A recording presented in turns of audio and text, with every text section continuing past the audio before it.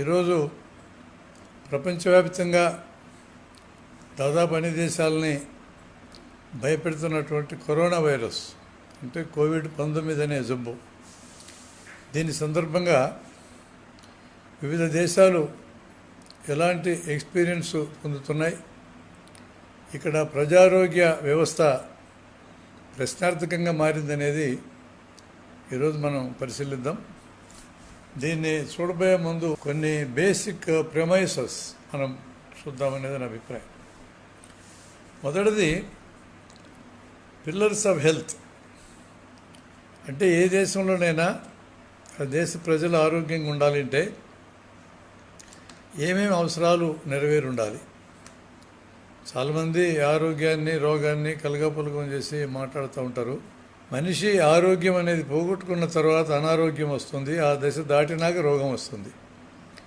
కాబట్టి మనం ఆరోగ్యం గురించి మాట్లాడుతున్నాము అంటే జబ్బు కంటే చాలా ముందు దశలో ప్రపంచ ఆరోగ్య సంస్థ మనకి తెలియజేసిన ప్రకారం మనిషి శారీరకంగా బాగుండాలి, మానసికంగా బాగుండాలి, సామాజికంగా బాగుండాలి.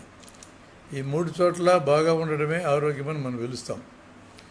అలా ఉండాలంటే ఏమేం కావాలి? మొదటిది ఆహారం. మన దేశంలో 130 మందికి ఇప్పటికీ కూడా కడుపు నిండేంత ఆహారం దొరకదు. మరో 30-35 మందికి అవసరానికి మించి ఆహారం దొరుకుతుంది. కడుపు నిండా తిండి దొరకనోడికి తిండి దొరకకుండా ఉంటే వచ్చే రోగాలు వస్తాయి. అవసరానికి మించి తిండి దొరికి తినేవాడికి లావైనందువలన వచ్చే రోగాలు, దాంతో దాదాపు 50 రకాల రోగాలు వస్తాయి. ఆ జబ్బులు వాళ్ళకి వస్తాయి. ఇక పద్ధతి ప్రకారం అవసరమైన తినేవాళ్ళు ఒక 40 మంది ఉంటారు. ఇది ఆహారం చుట్టూన్న పెద్ద సమస్య. మనం దేశంలో దాదాపు 7 కోట్ల టన్నుల ఆహార పదార్థాలు నిల్వ ఉన్నాయని చెప్తారు.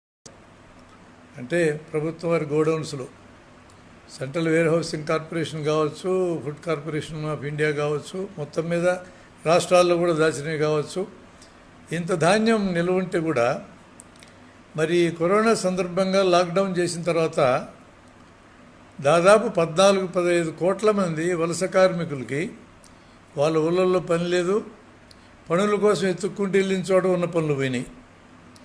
అది కాకుండా రాత్రి 8 గంటలకి ప్రధానమంత్రి గారు లాక్డౌన్ ప్రకటిస్తానని చెప్పాడు. 12 గంటలకు అమలైద్దని చెప్పాడు. అంటే 4 గంటలు వ్యవధిలో రోజు కూలీలు మొత్తం నిరుపేదలుగా మారిపోయినారు. ఇంకో 15 కోట్లలో అంటే 30 కోట్ల మంది జనానికి లాక్డౌన్ పేరుతో తిండి దొరకని పరిస్థితి వచ్చేసింది. ఇదివరకే అంతంత మాత్రంగా ఉండే ఆహార పరిస్థితి, ఇలాంటి చర్యతో ఇంకా కొన్ని కోట్ల మంది ఈ తిండి దొరకని పరిస్థితుల్లోకి జారిపోయినారు. అంటే ప్రజారోగ్యం గురించి మనం మాట్లాడేటప్పుడు ముందు తిండి గురించి మాట్లాడాలి కదా. తిండి లేకపోతే ఎక్కడి నుంచి రోగాలను ఎదుర్కోగలిగే శక్తి వస్తుంది? ముందు పని చేయడానికి శక్తి ఉండదు, బతకానికి శక్తి ఉండదు. తర్వాత రోగాన్ని ఎదుర్కోవాలంటే వచ్చే శక్తి కూడా యాంటీబాడీస్ అన్నీ ప్రోటీన్సే, తినే ఆహారంలోంచి రావాల్సిందే. ఆ విధంగా తిండి అనేది మొదటి సమస్య. రెండవది మంచినీళ్ళు. ఇప్పటికీ కూడా కొన్ని గ్రామాలు దాదాపు కిలోమీటర్ పోతే తప్ప మంచినీళ్ళు దొరకని గ్రామాలు ఇంకా ఉన్నాయి, దేశంలో ఇంకా ఉన్నాయి. ఇక తాగడానికి పనికొచ్చే శుద్ధమైన మంచినీళ్ళ గురించి నేను మాట్లాడటంలో అసలు నీళ్ళే దొరకనటువంటి పరిస్థితి. ఇక మూడవది పారిశుద్ధ్యం. శుభ్రత పరిశుభ్రత అనే పేరుతో 6 ఏళ్ళ నాడు మోడీ గారు అధికారానికి రాగానే గాంధీ గారి కలజోడు పెట్టుకొని స్వచ్ఛ భారత్ అని పిలిపించారు. పెద్దలందరూ బజార్లో దిగి చీపురు పట్టుకొని ఫోటోలు వేసుకోవడానికి సరిపోయింది, కానీ శుభ్రత ఇంకా రాలేదనే దానికి సాక్ష్యాలుగా ఎక్కడికి వెళ్ళక్కర్లా. 2 నెలల క్రితం ట్రంప్ ఈ దేశానికి వస్తే అహ్మదాబాద్లో ఆయన చూస్తాడని చెప్పి దాదాపు 20 కిలోమీటర్లు గోడ అడ్డం కట్టారు. అంటే పరిశుభ్రత లేకనేగా. బ్రహ్మాండంగా వెలిగిపోతుందని గుజరాత్ రాష్ట్రం, ఆ రాష్ట్రానికి పెద్ద వాణిజ్య క్యాపిటల్ అహ్మదాబాదు, అట్లాంటి చోట్లే 20 కిలోమీటర్లు పారిశుద్ధ్యం లేకుండా ఉందని అంటే ఈ దేశం సంగతి ఏం మాట్లాడమంటారు? అంటే ఇప్పటికీ పారిశుద్ధ్యాన్ని ప్రజలకు అవసరమైన రీతిలో సాధించలేదు. దీనికి రెఫరెన్స్ చాలా ఇంపార్టెంట్ రెఫరెన్స్ ఎక్కడొస్తుందంటే 1940 బ్రిటన్లో ఈ ఎపిడెమలాజికల్ సర్వేలో తెలిసిన ఒక విషయాన్ని నేను మీతో పంచుకోవాలి. 40కి ముందు క్షయజబ్బుకి దాదాపుగా మందులు లేవు ప్రపంచంలో. మందులు ఏమీ లేకపోయినా కూడా బ్రిటన్లో ఉండే ప్రజలకి ఆహారము, నివాస వసతి, పారిశుద్ధ్యము, మంచినీళ్ళు వీటిని ఏదో మేరకు పరిష్కరించిన కారణంగా క్షయజబ్బు తగ్గడం మొదలుపెట్టింది. ఇప్పుడు మన దేశంలో దాదాపు 10 మందులు దొరుకుతాయి క్షయజబ్బుకి, కానీ ఏడాదికి 3.5 లక్షల మంది చచ్చిపోతున్నారు. ఇది పారాడాక్స్. ప్రజారోగ్యానికి సంబంధించిన ప్రభుత్వాలు కూడా శ్రద్ధ ఇలా ఉంటుంది. బ్రిటన్ పెట్టుబడిదారు దేశమే కావచ్చు, అనేక కార్మిక పోరాటాలు, కార్మికులకు వినతులు వీటన్నిటి మీద ఆధారపడి ప్రజారోగ్యం బాగైన కారణంగా జీవనం మెరుగై ఒక జబ్బుని, ప్రాణాంతకమైన జబ్బుని మందులు లేకుండా కూడా ఎదుర్కోవడం సాధ్యమైందని అంటే, ఈరోజు ఇన్ని మందులున్నా మనకు సాధ్యం కాలేదని అంటే ఈ ఆహారము, మంచినీళ్ళు, పారిశుద్ధ్యం యొక్క ప్రాముఖ్యత ఏంటనేది మనకి ఇప్పుడు స్పష్టంగా అర్థమవుతుంది. ఇక 4వది విద్య, ఆరోగ్య విద్య. ఆరోగ్య విద్యలో చాలా అంశాలు ఉంటాయి. ప్రథమ చికిత్స ఉంటుంది. అంటే ఏదైనా సమస్య ఎదురైతే వెంటనే ఎదుర్కొని బాగు చేయడానికి ప్రయత్నం చేయకపోతే ఒకసారి ప్రాణాపాయం జరుగుతుంది, కొన్నిసార్లు రివర్స్ చేయడానికి వీలుగా నష్టాలు జరుగుతాయి. ఇది ప్రథమ చికిత్స. ఇది ప్రజలందరికీ తెలిసి ఉండాలి. ప్రథమ చికిత్స డాక్టర్లకు వస్తే ఉపయోగం లేదు. ప్రథమ చికిత్స సమస్యలు గ్రామాల్లో ఉంటాయి, జనం నివసించే దగ్గర ఉంటాయి. ఆ నివసించే వాళ్ళందరికీ వచ్చి ఉండాలి అంటే విద్యాలయాల్లో కంపల్సరీగా ప్రథమ చికిత్సకు సంబంధించినటువంటి బేసిక్స్ నేర్పించాల్సిన అవసరం ఉంటుంది. దాన్ని విద్యలో అంతర్భాగంగా నేర్పించాలి. ఇక అలవాట్లు, పొగ కానీ, సారాయి కానీ, గుట్కాలు, మందులు తినటం, ఇట్లాంటి అలవాట్ల గురించినటువంటి విద్య. ఈ అలవాట్లు ఎట్లా నష్టం చేస్తాయి, ఎట్లా ఇబ్బంది పెడతాయనే అవగాహన కూడా జనానికి రావాలి. ఇది కూడా ఆరోగ్య విద్యలో భాగం కింద నేర్చుకోవాల్సింది. ఇక ఆరోగ్య విద్య చుట్టూ మూఢనమ్మకాలు. ఈ కరోనా జబ్బు వచ్చిన తర్వాత సోషల్ మీడియాలో ప్రచారమైన మూఢనమ్మకాలు నేను ఇంతకుముందు ఎప్పుడూ చూడలే. అన్ని మూఢనమ్మకాలు ఈరోజు ప్రచారం జరుగుతూ ఉన్నాయి. అంటే అందరూ చదువుకున్న వాళ్ళే, మళ్ళా చదువుకున్న వాళ్ళే, మహామేధావులే, డిగ్రీలు, పోస్ట్ గ్రాడ్యుయేషన్ సంపాదించుకున్న వాళ్ళే, తలకాయలు మొత్తం బక్కమని ఉంది. అన్ని మూఢనమ్మకాలు తల మీద పెట్టుకున్నారు. అంటే వీటి మీద కూడా తగిన విద్య ప్రజలకు అందాలి, తగిన అవగాహన అందాలి. ఇక 4వది ఏమంటే చిన్న చిన్న జబ్బులకు సంబంధించిన అవగాహన. ఇక్కడ ఒక ఇంపార్టెంట్ అంశాన్ని మనం చర్చిద్దాం. దీని పేరు రోగాల బరువు లేదా డిసీజ్ బర్డన్ అని పిలుస్తాం. ఏ దేశమైనా తమ ప్రజల యొక్క ఆరోగ్య అవసరాలని ఏ విధంగా నెరవేర్చుకోవాలనే ప్లానింగ్ వేయాలి అంటే ఆ దేశంలో ఒక సంవత్సరానికి ఆ దేశ జనాభాకి అంతటికీ కూడా ఏమేమి రోగాలు ఎన్నెన్ని వస్తాయని ఒక లెక్క ఉండాలి. దాన్ని బట్టి ఆరోగ్య అవసరాలని సమకూర్చుకోవాల్సిన పని ఉంటుంది. హాస్పిటళ్ళు కానీ, లేదా మందులు కానీ, డాక్టర్లు ఎంతమంది ఉండాలి, లేదా ఇంకో వైపు నుంచి వస్తే ఆహారం ఎట్లా ఏర్పాటు చేసుకోవాలి, మంచినీళ్ళ సమస్య ఏంది, ఏవి చూడాలన్నా కూడా ఖచ్చితంగా ఆ రోగాల బరువు గురించిన అంచనా ఉండాలి. ఆ రోగాల బరువు అనే దాంట్లో లెక్కేసే విధానం మీకు చెప్తా నేను. మన దేశంలో ఉండే 135 కోట్ల మంది జనానికి ఒక ఏడాదిలో ప్రతి ఒక్కరికి ఒక్కసారి జలుబు వచ్చిందనుకోండి, జలుబు అనే రోగం వచ్చిందనుకోండి, 135 కోట్ల రోగాలను రాసుకోవాలి. 2 సార్లు కడుపు నొప్పి వచ్చిందనుకోండి, 270 కోట్ల రోగాలను రాసుకోవాలి. 1 కోటి మందికి గుండె జబ్బులు వస్తే 1 కోటి రోగాలను రాసుకోవాలి. ఇంకొక 2-3 కోట్ల మందికి షుగర్ జబ్బు వస్తే 2-3 కోట్లను రాసుకోవాలి. ఇట్లా ప్రతి ఒక్క రోగము ఎంతమందికి ఏడాదిలో వస్తుందో కంప్యూట్ చేసుకుంటే ఆ వచ్చే లెక్కనే మనం రోగాల బరువు లేదా డిసీజ్ బర్డన్ అని పిలుస్తాం. ఆశ్చర్యపోయే విషయం ఏంటంటే ఈ మొత్తం రోగాల్ని టోటల్ చేస్తే, నేను రోగాల వెరైటీ గురించి మాట్లాడటంలా, టోటల్ రోగాల సంఖ్య గురించి మాట్లాడుతున్నా. టోటల్ చేస్తే ఇందులో 100కి 90 రోగాలకి ఎటువంటి వైద్యం అక్కర్లేదు. ఇది స్టార్కింగ్ రియాలిటీ. గ్రామాల్లో ఉన్న జనం దిష్టి తీసినా, అంతరం వేసినా, ముడుపు కట్టినా, ఏం చేయకపోయినా పట్టణాల్లో చదువుకున్న మేధావులు అనబడే వాళ్ళకి ప్రాణిక్ హీలింగు, రేకి, హోమియో మాత్రలు, magnet therapy, flower therapy, aroma therapy ఇట్లాంటి రకరకాల పద్ధతులు వీళ్ళు ఏవి పాటించినా, ఏమీ పాటించకుండా ఊరుకున్నా ఈ 90% రోగాలు తగ్గిపోతాయి. ఈ 90% ఏముంటాయి? ఇది చాలా ఇంపార్టెంట్. ఏ దేశమైనా తన ఆరోగ్య 90% రోగాల గురించినటువంటి అవగాహన ప్రజలకు కల్పించి వీళ్ళు హాస్పిటల్స్కి రాకుండా ఆపచ్చు.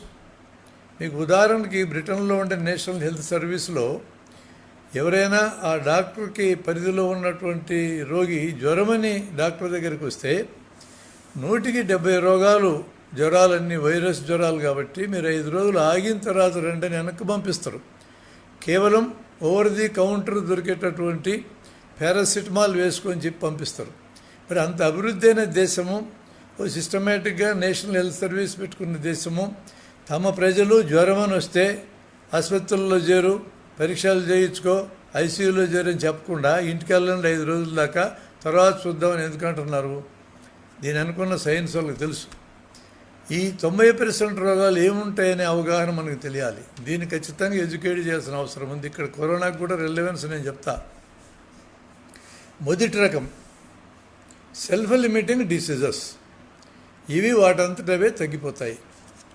మనకి సామెత ఉంది, జలుబుకి మందులు వాడితే వారంలో, వాడకపోతే 7 రోజుల్లో తగ్గిపోతుందని. మనకి వచ్చే జ్వరాలలో 170 జ్వరాలు షార్ట్ వైరల్ ఫీవర్స్ వస్తాయి. ఈ షార్ట్ వైరల్ ఫీవర్స్ అన్నీ 4-5 రోజుల్లో వాటంతటే తగ్గిపోతాయి. జ్వరం ఎక్కువ ఇబ్బందిగా ఉంటే మహా అయితే పారాసిటమాల్, అంతకంటే ఏమీ వాడాల్సిన అవసరం లేదు. ఒకవేళ పారాసిటమాల్ కూడా వాడొద్దని అనుకుంటే జ్వరం ఎక్కువ ఉన్నప్పుడు తడిగుడ్డ ఒంటి మీద వేసుకుంటే, ఫ్యాన్ కింద పడుకుంటే ఖచ్చితంగా తగ్గిపోతుంది. ఇక్కడ ఫిజిక్స్ ఉంది. కొత్త కుండలో నీళ్లు పోస్తే ఆ చిన్న రంధ్రాలు గుండా నీళ్లు బయటకు వచ్చి నీళ్ళు ఆవిరయ్యే క్రమంలో కుండలో నీళ్ళు ఎట్ట చల్లబడతాయో, ఒంటి మీద గుడ్డేసి గుడ్డను తడిపి ఈ నీళ్ళు ఆరిపోయేటట్టు చేస్తే శరీరంలో ఉండే ఉష్ణాన్ని లాగేస్తుంది. చాలా సింపుల్ ఫిజికల్ మెకానిజం. లేదు మాత్ర వేసుకోవాలంటే పారాసిటమాల్, అంతకంటే మించి ఏం వేసుకోవాల్సిన అవసరం లేదు. ఇలాంటి సెల్ఫ్ లిమిటింగ్ ప్రాబ్లమ్స్ చాలా ప్రాబ్లమ్స్ ఉన్నాయి. కొద్దిపాటి తలనొప్పి, కొద్దిపాటి అజీర్తి, లేదా తల తిరగడం అంటారు, లేదా నీరసం అంటారు. రకరకాల పేర్లతో వీళ్ళందరూ కూడా హాస్పిటల్కి వస్తూ ఉంటారు. ఈ జబ్బులన్నీ లిస్ట్ వేసి ప్రజలకి ప్రచారం చేసి చెప్పాలి. ఈ జబ్బులు, ఈ లక్షణాలు ఉంటే మీరు హాస్పిటల్కి పోవాల్సిన అవసరం లేదు, డబ్బు ఖర్చు పెట్టాల్సిన అవసరం లేదని చెప్పాలి. ఇది ఆరోగ్య విద్యలో భాగం కింద జరగాల్సిన అవసరం ఉన్నది. ఇక రెండవది, అది జబ్బు కాదు కానీ జనం జబ్బు అనుకుంటారు. ఓ డిన్నర్కి వెళ్ళాడు, ఓ పెళ్ళిలోనో మరో సందర్భంలోనో, అల్విగాగడ తిన్నాడు, ఊరికే దొరికింది కాబట్టి కడుపు నొప్పి వచ్చింది. ఈ కడుపు నొప్పి వచ్చిన కారణం ఏంది? నీ పొట్ట భరించడానికి మించినది తిన్నావు. ఒక పూట రెస్ట్ ఇస్తే బాగవుతుంది. అట్లా చేయకుండా డాక్టర్ దగ్గరికి వస్తాం. ఇది 2వ రకమైన గ్రూపు. ఇక 3వ రకము చర్మం కింద లైపోమా అని, గడ్డం కింద లింఫ్ నోడ్స్ అని, గజ్జల్లో చంకలో చిన్న చిన్న లింఫ్ నోడ్స్ అని, చెవెనక లింఫ్ నోడ్స్ అని, ఇట్లా రకరకాల గడ్డలు వస్తుంటాయి. ఇవి ఏమీ చేయవు. ఇది జబ్బే కానీ ఇది మందులకు తగ్గదు, మందులు పనిచేయవు. అదే సమయంలో ఇదేమీ చేయదు. ఇది 3వ గ్రూపు. ఇక 4వ గ్రూపు దాదాపు ప్రజలందరినీ యూనివర్సల్గా వేధిస్తున్న గ్రూప్ ఏంటంటే సైకోసోమాటిక్ డిసీజెస్ అనేవి. మానసికమైన ఒత్తిడి ఉంటే ఈ ఒత్తిడి ప్రభావంతో శరీరమే జబ్బులు పడతాయి, రోగాలు కనపడతాయి. దాదాపు 40 రకాల ప్రధానమైన రోగాలు ఇలాంటివి ఉన్నాయి. ఇదివరకు ఒక 20 ఏళ్ళు 25 ఏళ్ళు ఉండే పిల్లలు డాక్టర్ల దగ్గరికి వచ్చేటో లేదే ప్రేమ వైఫల్యమనో, ఉద్యోగాలు దొరకలేదనో టెన్షన్తో. ఇప్పుడు ఈ టెన్షన్ మనం సమర్థవంతంగా మన పిల్లలకు అంటించినాం. అమ్మో కడుపు నొప్పి అంటాడు, అమ్మో తలనొప్పి అంటాడు, అమ్మో గుండె నొప్పి అంటాడు. ఆ గుండెలో ఏముండదు, కడుపులో ఏముండదు, తలకాయలు ఏముండదు. 6-7 ఏళ్ళ పిల్లలు, స్కూల్కి పోయే పిల్లలు డాక్టర్ల దగ్గరికి వస్తున్నారు. వాళ్ళ ముఖం చూస్తేనే మాకు అర్థమవుతుంది వీటికి ఏ రోగం లేదని. తల్లిదండ్రుల ముఖంలో ఆందోళన ఉంటుంది, పిల్లలకి ఆందోళన కాదు, నొప్పి చెప్తానే ఉంటారు. నిజంగా నొప్పి అనిపిస్తుంది వాడికి, కానీ నిజంగా అక్కడ ఏ జబ్బు ఉండదు. ఇది ఎలా ఉంటుంది? పిల్లల మీద అపారమైన టెన్షన్ మనం పెట్టినందుకు ఆ టెన్షన్లోంచి వస్తున్నటువంటి సమస్య ఇది. టెన్షన్ లేకుండా ఎవడున్నాడు ఇప్పుడు? పెద్దోళ్ళకి టెన్షన్, పిల్లలకి టెన్షన్, ముసలాళ్ళకి టెన్షను, చదువుకునేటోడికి, చదువు లేనివాడికి, పని ఉన్నోడికి, లేనివాడికి, పరిపాలించేటోడికి, పరిపాలించబడేవాడికి, అందరికీ టెన్షనే. ఈ యుగ లక్షణం అది. ఈ వ్యవస్థ ప్రజలందరికీ టెన్షన్ అంటించి దాని రోగమని ముద్రేసి మొత్తం హాస్పిటల్ పాలయ్యేటట్టు చేసినారు. ఇది 4వ గ్రూపు. టెన్షన్ పోవాలంటే మార్గాలేదు, మళ్ళీ చూద్దాం. దానికి మళ్ళీ బిజినెస్లు వచ్చినాయి. యోగా చేస్తే టెన్షన్ పోతుంది, ధ్యానం చేస్తే టెన్షన్ పోతుంది అని చెప్పి దానికి పెద్ద పెద్ద గురువులు తయారైనారు. అది పెద్ద బిజినెస్ మరలా. అంటే టెన్షన్కి మందులు, టెన్షన్కి మళ్ళా యోగా లాంటి బిజినెస్లు, ఇవన్నీ విపరీతంగా తయారైంది. టెన్షన్ రావడానికి మూల కారణాలు ఎతికి ఆ మూల కారణాలు తొలగిస్తే టెన్షన్ లేకుండా పోతుంది. ఇప్పుడు నేను 4 అంశాలు మీకు చెప్పా. ఏది 90% రోగాలు ఉండేవి ఈ నాలుగు. ఇక్కడ చిన్న సమస్య మీరు గమనించండి. ఈ 4ంట్లో ఏ ఒక్క సమస్యతోనైనా నాలాంటి డాక్టర్ దగ్గరికి వచ్చారనుకోండి, ఉన్న సమస్య చెప్తాం. నీకేం రోగం లేదు భయ్, శుభ్రంగా ఇంటికెళ్ళు, తిని పడుకో, ఇది రోగం కాదు అని చెప్పి నేనంటే నా వైపు ఎంత విచిత్రంగా చూస్తారో వాళ్ళు. నీకు 100-200 ఫీజు ఇచ్చి నీ దగ్గరికి వచ్చింది ఇలాంటి మాటలు చెప్పించుకోవడానికా అని అతను అనుకుంటాడని నేను అనుకొని, నేను అప్పుడు ఏం చేస్తాను, డాక్టర్గా ఒక 2000 రూపాయల పరీక్షలు రాయిస్తా, 1000 రూపాయల మందులు రాయిస్తా, నీ జేబులోంచి 3000 వదలగొట్టిన తర్వాత నీకు నా మీద నమ్మకం కలుగుతుంది. వీటికి 100 ఇవ్వడం కరెక్ట్ అనుకుంటావు. ఆ 100 రూపాయలు నేను సంపాదించుకోవడానికి నీకు 3000 కాజేస్తా. ఇదంతా కేవలం డాక్టర్లను తిడతారు. కానీ ఠాగూర్ సినిమా వచ్చిన తర్వాత డాక్టర్లను తిడుతూ ఉన్నారు. కానీ వాస్తవంగా డాక్టర్లు చాలా చిన్న పార్ట్నర్లు దీంట్లో. ఇందులో మందుల కంపెనీలు ఉన్నాయి, పరీక్షలు చేసే సాధనాలను చేసే కంపెనీలు ఉన్నాయి, ఆపరేషన్ చేసే సామగ్రి చేసే కంపెనీలు ఉన్నాయి. ఇంత ఖరీదు భరించలేక జనం ఇన్సూరెన్స్ చేసుకుంటారు, జనం తాకిడి తట్టుకోలేక డాక్టర్లు ఇన్సూరెన్స్ చేసుకుంటారు. వీళ్ళందరికీ ఇన్సూరెన్స్ పరిశ్రమ ఉంది. ఈ 4 పరిశ్రమలు ఈరోజు ప్రపంచాన్ని ఏలుతున్నాయి. ప్రపంచంలో ఉన్నటువంటి ఇండస్ట్రీస్లో నంబర్ 1 ఇండస్ట్రీ ఆయుధాల ఇండస్ట్రీ అయితే, నంబర్ 2 ఆరోగ్య పరిశ్రమ అనబడే ప్రజల అనారోగ్యం మీద బతికే ఒక దిక్కుమాల పరిశ్రమ. ఈ పరిశ్రమలో 4 ఉపాంగాలు చెప్పా. ఈ 4 ఉపాంగాలే ప్రజలకున్న 90% రోగాలు కాని రోగాలకు వైద్యం చేయడానికి సిద్ధమవుతున్నాయి. ఈ నాలెడ్జ్ అంతా జనం దగ్గర మనం పెట్టాల్సిన అవసరం ఉంది. అందుకని అసలు స్టార్టింగ్ ఎక్కడి నుంచి ప్రజారోగ్య విధానాలు డిజైన్ చేసుకునేటప్పుడు జరగాలి అంటే కేవలం ఆసుపత్రులు డాక్టర్ల సంఖ్య పెంచుకోవడం ఇది కాదండి చేయాల్సింది. ప్రజలకి అత్యవసరమైనటువంటి జ్ఞానం, ఏ రకమైన జ్ఞానం ప్రజలకు అందితే తమ జీవితాలను బాగు చేసుకుంటారో, అనవసర ఖర్చులు ఆపుకుంటారో ఆ జ్ఞానం మనం ఖచ్చితంగా అందించాల్సిన అవసరం ఉంది. ముఖ్యంగా రైతులు చూడండి. ఈరోజు రైతులకు అయ్యే అప్పుల్లో ట్రెడిషనల్గా ఉండే ఇత్తనాలు, పురుగు మందులు వగైరా సమస్యలు కాక వాళ్ళ ఆరోగ్యం కోసమయ్యే ఖర్చు, వాళ్ళ పిల్లల చదువు కోసమయ్యే ఖర్చు ప్రధానమైన అప్పుల జాబితాలోకి వెళ్ళినాయి. ఈ రైతులకి నాలెడ్జ్ ఉందనుకోండి, ఈ నాలెడ్జ్ ఆథెంటిక్గా వెళ్ళాలి, అఫీషియల్గా వెళ్ళాలి. వెళ్తే దాదాపు 100-90 రోగాలు వాళ్ళకి వస్తాయి. వాటి ఏటికి డాక్టర్ల దగ్గరికి పోకుండా చిన్నపాటి వైద్యమో లేదా ఏ వైద్యం అక్కర్లేకుండా బాగా అవకాశం ఉంది కదా. కాబట్టి మనం ఈ కరోనా సందర్భంగా ఫండమెంటల్స్ మాట్లాడుకోవాల్సిన అవసరం ఉంది. మీరు కేరళలో కరోనా సందర్భంగా మంచి రిజల్ట్స్ వస్తున్నాయంటే ఎట్లా వస్తున్నాయి? ప్రపంచంలో క్యూబాలో మంచి రిజల్ట్స్ వచ్చినాయి, వియత్నాంలో వచ్చినాయి, చైనా మొదట్లో దెబ్బతిన్నా తర్వాత దేశమంతి జబ్బును పాకకుండా అదుపు చేయగలిగినాయి. ఎన్ని చోట్ల ప్రజారోగ్య వ్యవస్థ దానికి బాధ్యత వహించే ప్రభుత్వాలు ఉన్నాయి. కానీ అట్లాంటి దేశాల్లోనూ ఉన్నాయని అనుకోనక్కర్లా. బ్రిటన్ ఉంది, నిన్న మొన్నటిదాకా నేషనల్ హెల్త్ సర్వీస్ అనేది చాలా బలంగా నడుస్తుంది. కన్జర్వేటివ్స్ అధికారానికి వచ్చిన తర్వాత దానికి ఇచ్చే ఫండ్స్ తగ్గించారు. ఆ నేషనల్ హెల్త్ సర్వీస్ ఫౌండేషన్కి వచ్చే ఫండ్స్ తగ్గి ఈరోజు అప్పుల్లో పడింది. అది విఫలమైన కారణంగానే ఈరోజు బ్రిటన్లో అన్ని చావులు జరుగుతూ ఉన్నాయి. అదొక ప్రధానమైన కారణం చావులన్నీ రావడానికి. అదే సమయంలో పెట్టుబడిదారి దేశాలు అనబడే వాటిల్లో కూడా స్కాండినేవియన్ దేశాలు కానీ, ఇప్పుడు కరోనా సందర్భంగా జర్మనీ కానీ, తైవాన్, సింగపూర్, న్యూజిలాండ్ ఇలాంటి దేశాలు కూడా మంచి రిజల్ట్స్ తీసుకురావడానికి గల కారణం ఏంటంటే ఎంతో కొంత ప్రజారోగ్య వ్యవస్థని వాళ్ళు బాధ్యత తీసుకొని బాగు చేసుకోవడమే కారణం. కేవలము ప్రభుత్వం పనే కాదు, అది ప్రజలను కూడా ఇన్వాల్వ్ చేసుకొని ప్రజల్ని కాన్ఫిడెన్స్లోకి తీసుకొని ప్రజల ద్వారా డీసెంట్రలైజ్డ్ హెల్త్ అనే దాన్ని అమలు చేసుకొని ఎక్కడికక్కడ ప్రణాళికలు వేసుకునే దాంట్లో ప్రజలను ఇన్వాల్వ్ చేసుకొని అలా ముందుకెళ్ళిన కారణంగానే వాళ్ళు జయప్రదమైనటువంటి అవకాశాలు ఉన్నాయి. అందుకని నేను చెప్పేది ఏంటంటే, సోషలిజం వస్తేనే అన్ని పరిష్కారం అయితే అని చెప్పని మేము చదువుకున్నప్పుడు చెప్పుకున్న వాళ్ళం. ప్రజలు కానీ చైతన్యవంతులై ప్రభుత్వాలను కానీ ఒత్తిడి చేసేటట్లయితే, ప్రజల భాగస్వామ్యం ఆరోగ్యంలో పెంచుకునేటట్లయితే ఇతర వ్యవస్థలు ఉన్న చోట్ల కూడా ప్రజల ఆరోగ్యాన్ని బాగు చేసుకోవడానికి అవకాశం దొరుకుతుంది. అది ప్రజలకి ఎంత మేరకు చైతన్యం వస్తే అంత మేరకు జరుగుతుంది.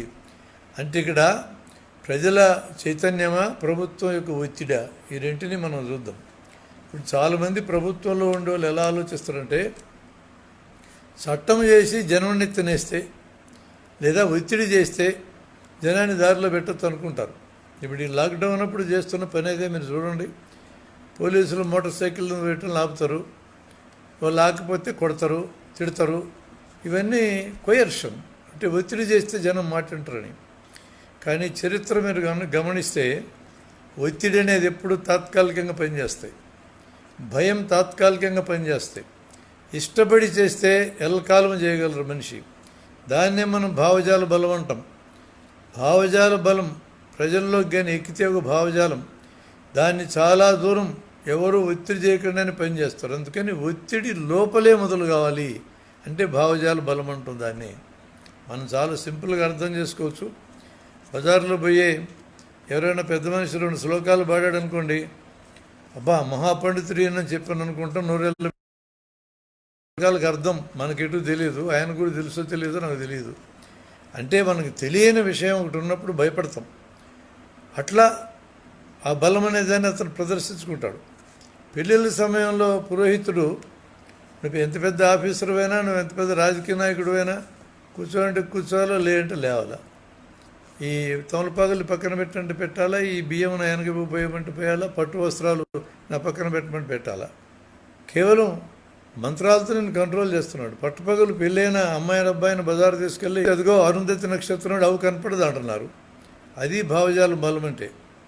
కొన్ని వేల సంవత్సరాల నాడు వర్ణ వ్యవస్థను తయారు చేస్తే ఈ రోజుకి కూడా ఆ భావజాలంలో జనం బయటికి వల్ల 30 ఏళ్ళు 35 ఏళ్ళు తన జీవితం అంతా ఖర్చు పెట్టి ఎస్సీ ఐడెంటిటీ తీసుకురావడానికి అంబేద్కర్ గారు ప్రయత్నం చేస్తే అందులో ఉండి ప్రధాన కులాలను కూడా కలపలేకపోయినాడు ఆయన.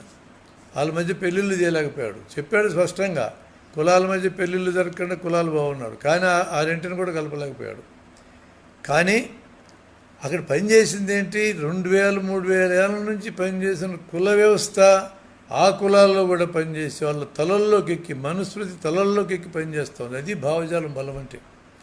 అందువలన భావజాలం బలం అనే దాన్ని అన్ని చోట్ల ఉపయోగించుకోవాలి. ఆరోగ్య రంగంలో కూడా ఇప్పుడు మనం ఆరోగ్యానికి సంబంధించి ఏ అంశాలు అయితే మాట్లాడుతున్నామో ఆరోగ్య విద్యలో ప్రధానంగా ఈ భావజాల బలం అనేది పనిచేస్తుంది.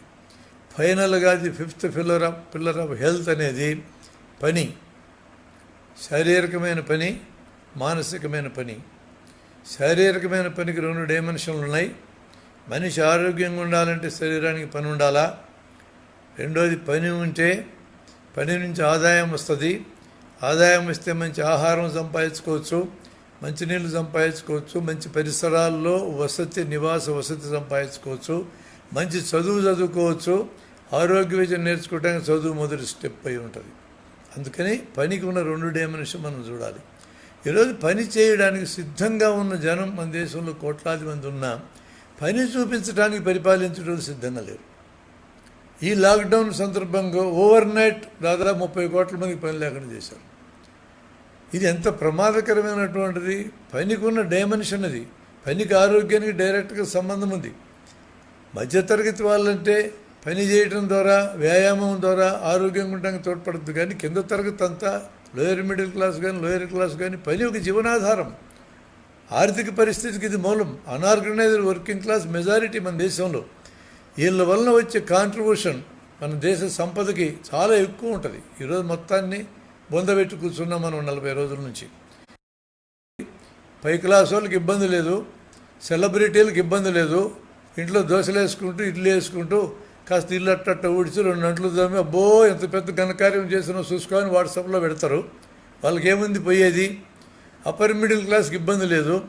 3-4 గదులు నుండి ఇల్లు ఉంది, జీతాలు వస్తాయి, పని చేసినా పని చేయకపోయినా 6 నెలలకు సరిపడా సామాను కొనుక్కొని కొంపలు వేసుకోగలరు. దిగువ మధ్య తరగతి సంగతి, దిగువ తరగతి సంగతి, వలస కూలీల సంగతి, రోజు కూలీల సంగతి కదా సమస్య అంతా. అందువలన లాక్డౌన్ పెంచుకుంటూ పోతే ఆర్థిక వ్యవస్థ చిన్నాభిన్నమవుతుంది. దాని గురించి సీరియస్గా ఆలోచించాలి. ఎక్కడ లాక్డౌన్ చేయాలి, ఎక్కడ చేయకూడదో మనకు తెలియాలి. అందుకని ఇప్పుడు మనకు ఉన్నటువంటి ఈ జ్ఞానాన్ని, ఈ ఆరోగ్యానికి సంబంధించిన జ్ఞానాన్ని ఇప్పుడున్న సమస్యకు వర్తింపజేస్తే ఇమ్యూనిటీ గురించి మాట్లాడుతున్నాం. బయట దేశాలు కొన్ని అసలు ఈ కరోనా జబ్బుకి వైద్యం చేస్తే వదిలేయండి, జబ్బు వస్తుంది, వచ్చిన తర్వాత జనమందరికీ హెర్డ్ ఇమ్యూనిటీ, గ్రూప్ ఇమ్యూనిటీ వస్తుంది. అంటే గ్రూప్ మొత్తానికి రోగనిరోధక శక్తి వస్తుంది, పోయినోళ్ళు పోతారంటున్నారు. ఎంత సులభంగా చెప్పినారండి. ఇటలీలో జబ్బంతా ముదిరి దేశమంతా పాకిన తర్వాత 80 ఏళ్ళకి పైన ఉండేటోళ్ళు పోతే పోయినారులే అని అన్నారు కొంతమంది. అసలు ఇది అనదగిన మాట. అసలు సంపద ఏంది? పుట్టి పెరిగే పిల్లల సంపద, వయసు ముదిరినటువంటి అనుభవాల సంపద. ఈ 2 సంపదలు లేకుండా ఇప్పుడు జీవిస్తున్న తరం బతకగలదా? అందువల్ల ముసలోళ్ళు అయితే చచ్చిపోయినండి అని అనొచ్చా? అట్లా అనే పరిస్థితి వచ్చింది చివరికి. దీన్ని బట్టి ఏమర్థమవుతుందంటే మనకి కొంతమంది ఇమ్యూనిటీకి వదిలేద్దాం అంటున్నారు. ఇమ్యూనిటీ జబ్బు వైడ్ స్ప్రెడ్ అయినా ఎటు వస్తుంది, దానికి ఆదరణలా. అదే సమయంలో వయసు పెరిగినటువంటి వాళ్ళు ప్రమాదంలో ఉంటారు, 60 ఏళ్ళు దాటిన వాళ్ళు, ఇతర జబ్బులు ఉన్నటువంటి వాళ్ళు, అంటే గుండె జబ్బులు, ఊపిరితిత్తుల జబ్బులు, మూత్రపిండాల జబ్బులు, క్యాన్సరు, కార్టికోస్టెరాయిడ్స్ మందులు వాడేటోళ్ళు, ఇట్లాంటి వాళ్ళందరికీ ప్రమాదం అనేది ఉంటుంది. ఇటువంటి వాళ్ళ గురించిన జాగ్రత్త తీసుకోవటం అనేది ఎప్పుడు సాధ్యమంటే సరి అయిన ప్రజారోగ్య వ్యవస్థని గ్రౌండ్ చేసినప్పుడు సాధ్యమవుతుంది తప్ప మార్కెట్ చేతుల్లో ప్రజారోగ్యాన్ని పెట్టి మందుల కంపెనీల చేతుల్లో పరీక్షా సాధనాలు తయారు చేసి అవసరంగానైనా చేయడానికి సిద్ధమైన ఆ సామగ్రి తయారు చేసే కంపెనీల చేతుల్లో, వీళ్ళందరికీ తాత లాంటిది ఇన్సూరెన్స్ వాళ్ళ చేతుల్లో మనం మన ఆరోగ్యాన్ని పెడితే ముసలి వాళ్ళకి రక్షణ లేదు, మామూలు జనానికి లేదు, పిల్లలకి రక్షణ లేదు. ఈరోజు మన దేశంలో మీరు చూడండి, నేరుగా తిండి లేక వచ్చే రోగాలతో చచ్చిపోయేటోళ్ళు దాదాపు 80,000 మినిమం. అది మినిమం సంఖ్య. తిండి లేకపోతే శరీరంలో వచ్చే ఇతర రోగాల వలన చనిపోయేటోళ్ళు 15 లక్షలు. ఒక్క రోజుకి ప్రపంచవ్యాప్తంగా పసిపిల్లల ఆహారం లేక 8,000 మంది చచ్చిపోతున్నారు. కరోనా రోగమే ఇది పేదోళ్ళకే వస్తుంది, సావుకారులకు రాదు, పెద్దోళ్ళకి రాదు అనేది కానీ నిజమైతే ఈరోజు పడుతున్న ఈ హైరాణీలు పడతారా అని అనుమానం ఎవరికైనా రాదా? హెరిడ్ ఇమ్యూనిటీ, దాని ఎడల వివిధ దేశాల్లో మేధావులు మాట్లాడుతున్న విషయాలు చూస్తున్నాం. గ్రూప్కి లో గ్రేడ్లో జబ్బు వచ్చినా ఒక మేరకు ఎదుర్కొనేది సాధ్యమవుతుంది. ఇప్పుడు మనం కరోనా సందర్భం వచ్చినా కూడా కరోనా పాజిటివ్ వచ్చినటువంటి వాళ్ళలో ఉన్న WHO అన్న స్టాటిస్టికల్ డేటా చూస్తే దాదాపు 81% మందికి పాటి లక్షణాలు ఉండి నలతగా ఉండి కొంచెం జ్వరం అనిపించి బాగైపోవటంగా జరుగుతుంది. అంటే ఇంత ప్రమాదకరమైన జబ్బు వస్తే దాదాపు 2-3% మరణాలు సంభవిస్తున్నాయి అని అనుకుంటున్న సందర్భంలో కూడా అటువంటి జబ్బుకు కూడా దాదాపు 81 మంది బయటపడుతున్నారు. అంటే ప్రజలకి ఆల్రెడీ ఉన్నటువంటి రోగనిరోధక శక్తి ఇక్కడ పనిచేస్తూనే అర్థం. జనరల్ హెరిడ్ ఇమ్యూనిటీ ఇది, స్పెసిఫిక్గా కరోనాకి వ్యతిరేకంగా వచ్చినటువంటి ఇమ్యూనిటీ కాదు ఇది. ఎలా వస్తుంది ఇమ్యూనిటీ అని అన్నప్పుడు మనం మొదటే చెప్పుకున్నట్టు సమీకృత ఆహారం, సరైన ఆహారం, అందులో మాంసకృత్తులు సరిపడా ఉంటే ఈ మాంసకృత్తులే రక్షక పదార్థాలు యాంటీబాడీస్ కింద మారుతాయి కాబట్టి అది వచ్చే అవకాశం ఉంది. కానీ ఒక అనుకూలమైన అంశం ఏంటంటే ఈ ఎపిడెమియాలజిస్టులు చెప్పినటువంటిది ఏదో ఒక మేరకి ప్రోటీన్ మాల్న్యూట్రిషన్ ఉన్న వాళ్ళకి కూడా ఇమ్యూనిటీ డెవలప్ అయ్యే అవకాశం ఉంది. అంటే ఇది జెనెటిక్గా మానవులకే కాబట్టి జంతువులకు సరిపడా ప్రోటీన్ లేకపోయినా సరే తమ మీద దాడి చేసే రోగజీవులకు వ్యతిరేకంగా రోగనిరోధక పదార్థాలు తయారు చేసుకునే శక్తి ఉన్నది. అయితే సరైన ఆహారం ఉండి ప్రోటీన్స్ వగైరా విటమిన్లు అన్నీ సరిపడా దొరికితే ఆ రోగనిరోధక శక్తి ఇంకా బాగుంటుంది.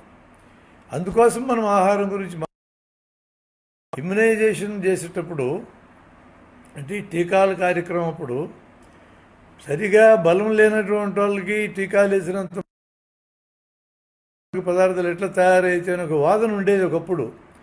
దీనికి ఇంటర్నేషనల్ స్టాటిస్టిక్స్ నుంచి ఇచ్చిన జవాబు ఏంటంటే అటువంటి కరోనాకి ఏదో మేరకు ఇమ్యూనిటీ వచ్చిన వాళ్ళు ఎవరు మీరు మనం గమనిస్తే ప్రపంచవ్యాప్తంగా చిన్న సటిల్ అంశం గమనించండి. ఎవరైతే మురికోడల్లో బతుకుతున్నారో మంచి ఆరోగ్య పరిస్థితుల్లో లేరో కింద మీద పడి రోగాలను ఎదుర్కొంటూ ఉన్నారో వీళ్ళల్లో మరణాలు తక్కువ ఉన్నాయి. ఎవరైతే అవసరానికి మించి ఆహారం తింటున్నారో వాళ్ళల్లో లైఫ్ స్టైల్ జబ్బులు వచ్చినాయి. లైఫ్ స్టైల్ జబ్బులు వచ్చినటువంటి వాళ్ళు ఎక్కువ మరణాలు జరుగుతున్నాయి.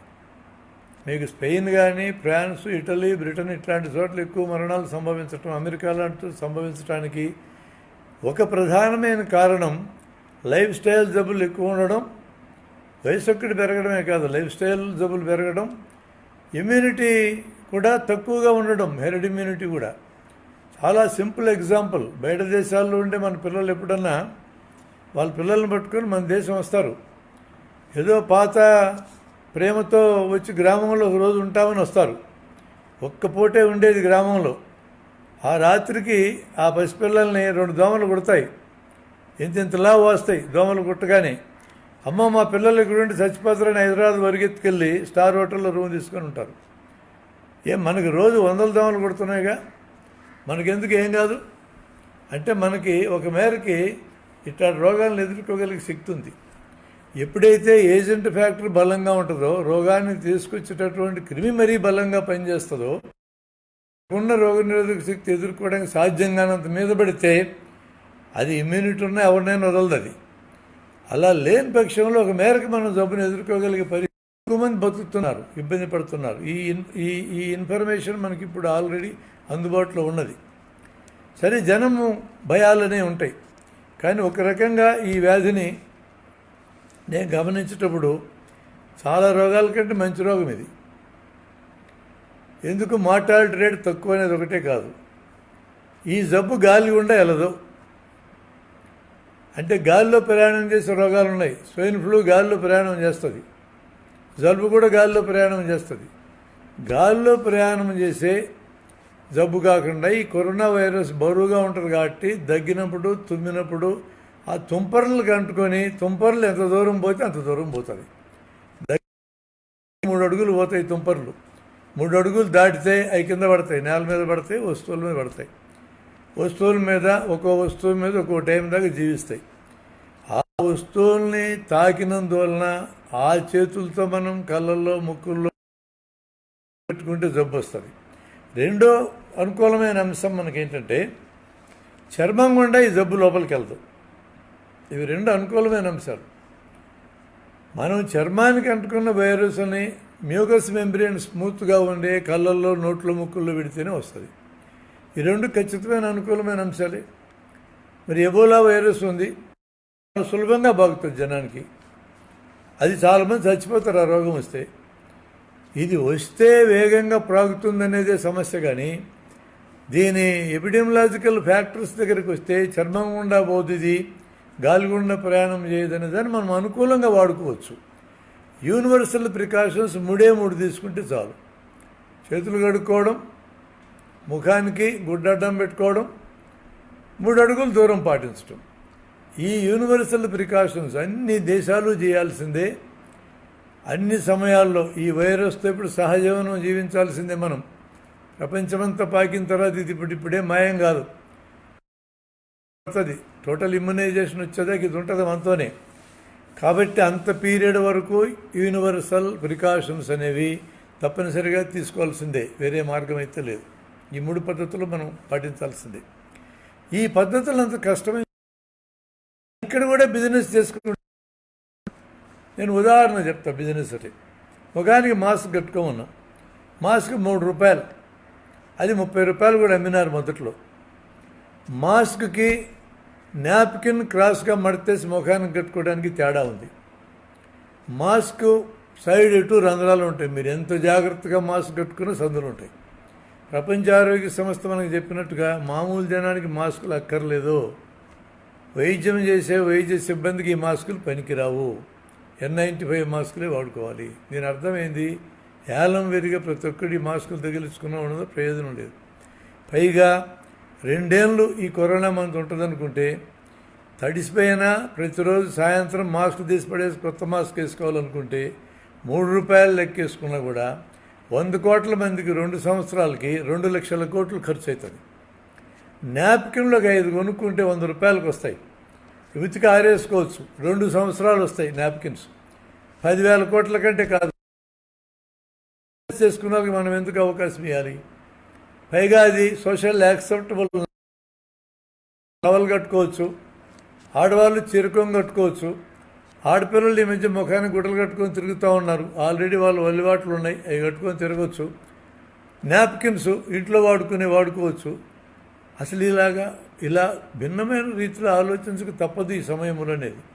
ఇంకో విషయం దగ్గర కూడా మనం భిన్నంగా ఆలోచించాలి. శానిటైజర్ పేరుతో విపరీతంగా వ్యాపారం జరుగుతుంది.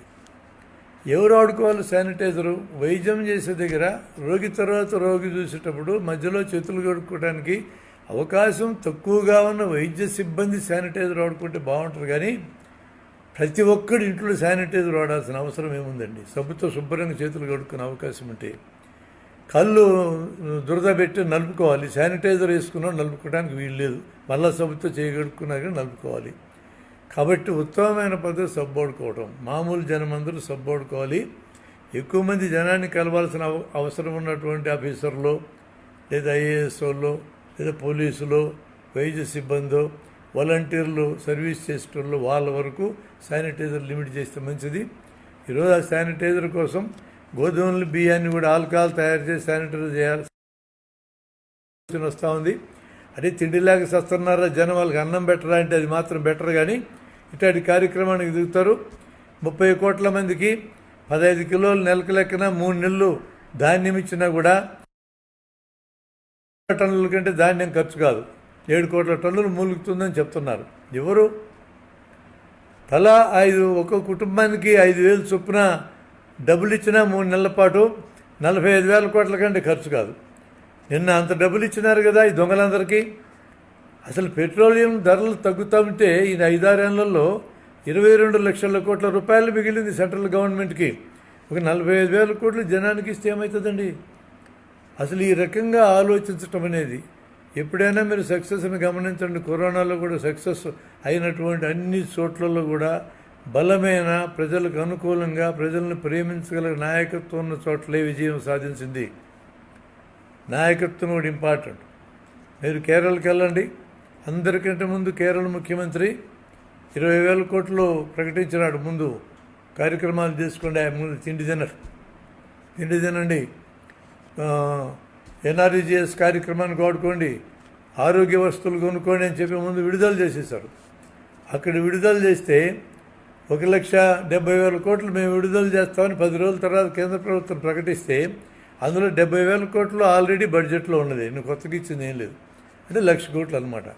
22 లక్షల కోట్లు సంపాదించుకొని ముడి కింద వేసుకుని కూర్చున్న వాళ్ళు 1,00,000 కోట్లు ఇచ్చేది ఏందండి?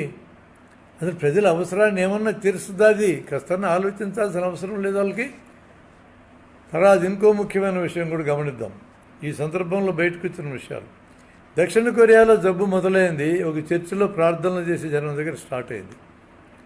వెంటనే జనమందరూ చర్చిల మీద కోప్పడ్డారు. అక్కడ ఉన్న నాయకత్వం ఏం చేసింది? ప్రభుత్వం అసలు ఈ చర్చిల మీద దాడి చేయటం ఆలోచించడం అనవసరం.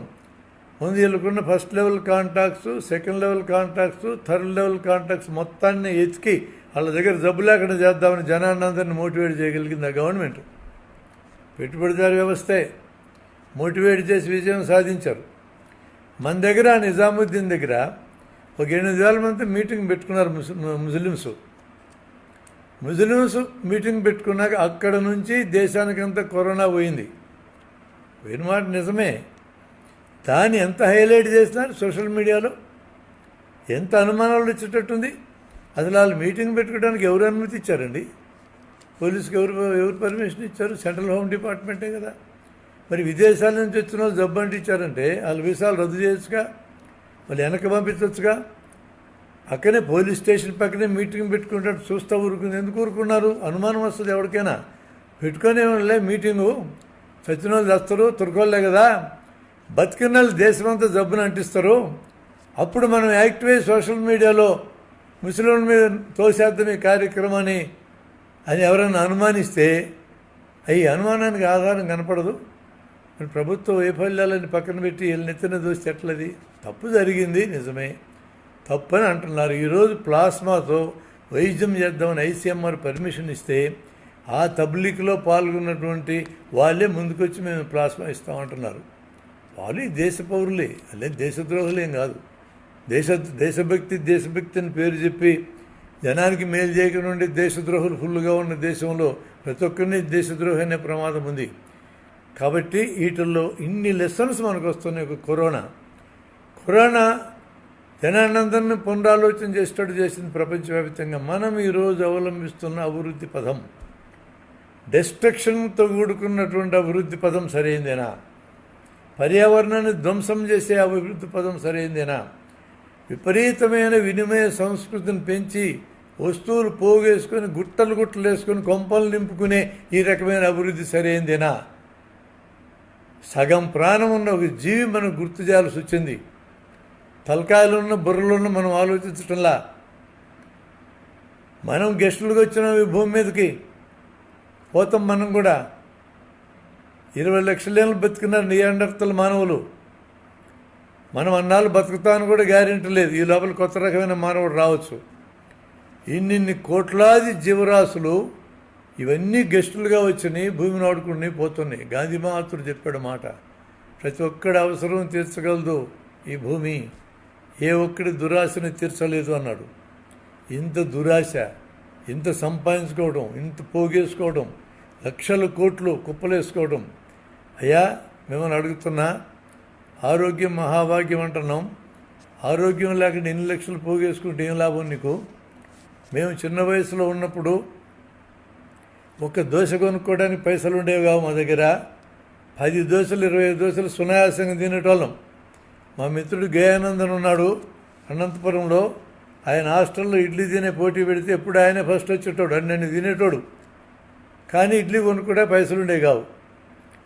ఈరోజు 40 ఏళ్ళు దాటినాక మన పరిస్థితి ఏంది? 140 మంది పరిస్థితి, లైఫ్ స్టైల్ రోగాలు వచ్చిన వాళ్ళ పరిస్థితి.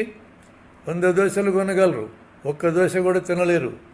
దోశలో పిండి పదార్థం ఉంది, వీళ్ళకి షుగర్ ఉంది. దోశలో నూనె ఉంది, వీళ్ళకి కొలెస్ట్రాల్ ఉంది. దోశలో ఉప్పు ఉంది, వీళ్ళకి బీపీ ఉంది. ఏం చేసుకోవటానికండి సంపాదన అంతా?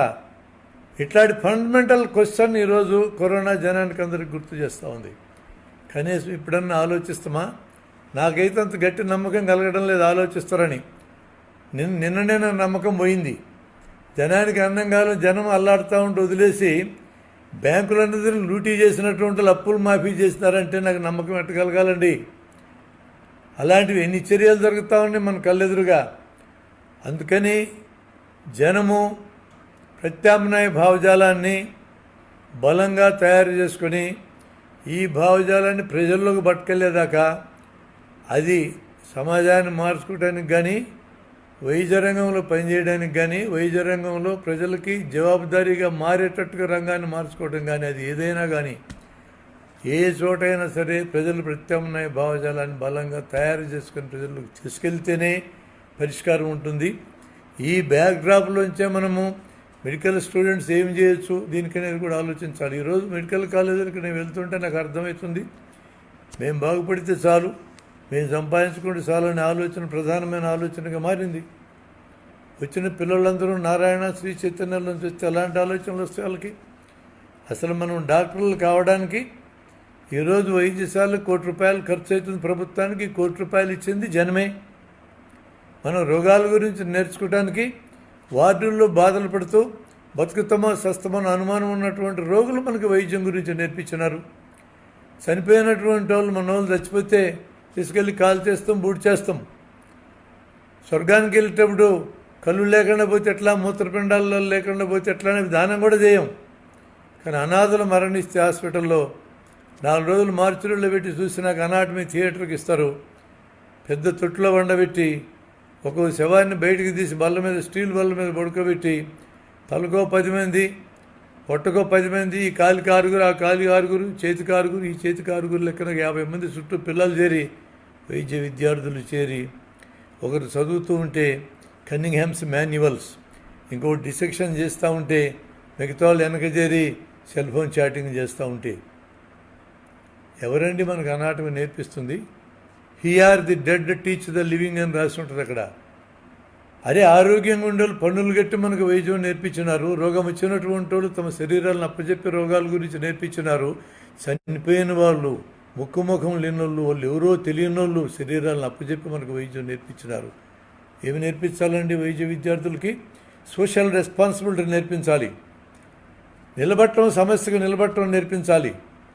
ఈరోజు వాట్సాప్ గ్రూపుల్లో ఎట్లాంటి మూఢనమ్మకాలు డాక్టర్లు ప్రచారం చేస్తున్నారు, చూస్తే తల తిరిగిపోతుంది. అది ఎవరెవరు పడితే వాళ్ళు మాట్లాడతారు.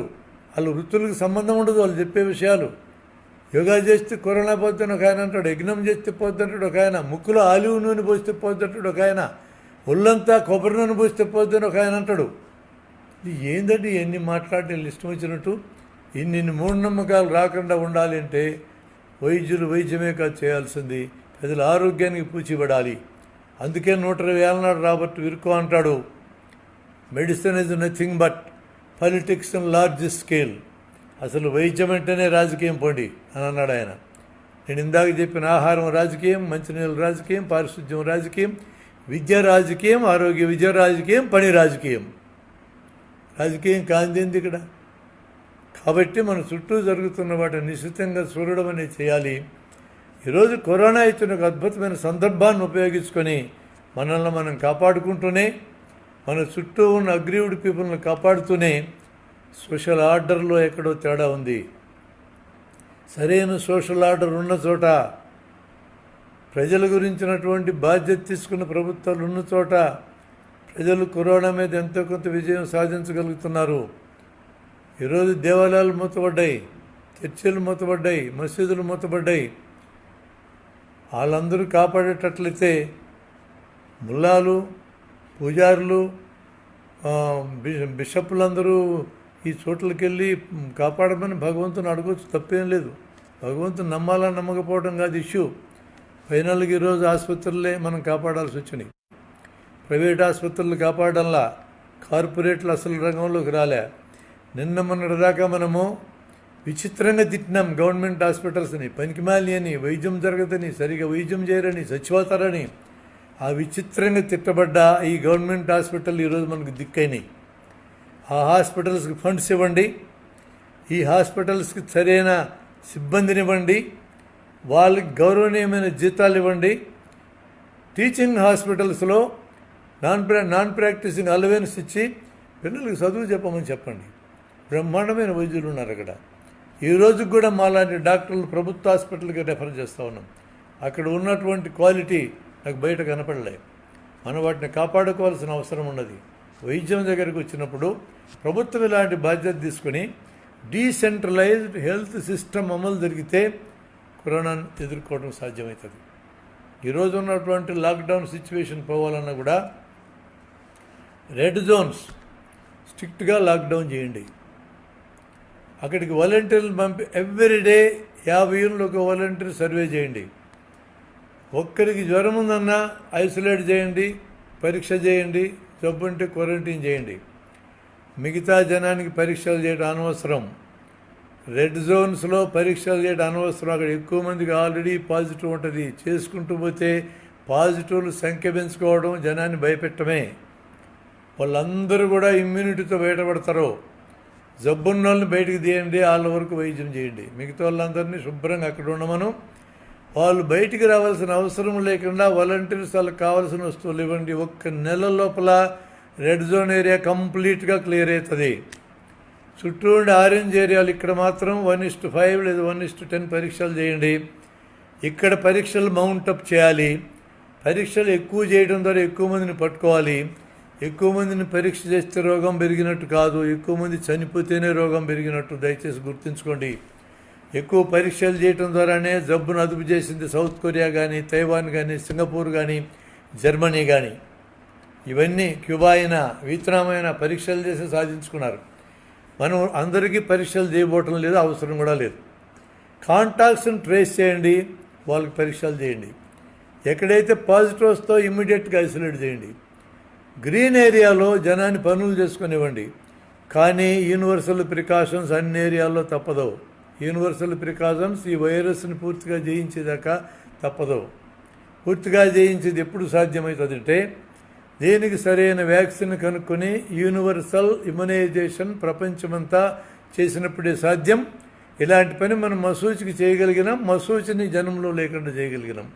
ఈ పని మనం చేయగలిగిన సంవత్సరంన్నర పడుతుంది వ్యాక్సిన్ ప్రజలందరూ ఉపయోగించుకోవడానికి రావాలి అంటే.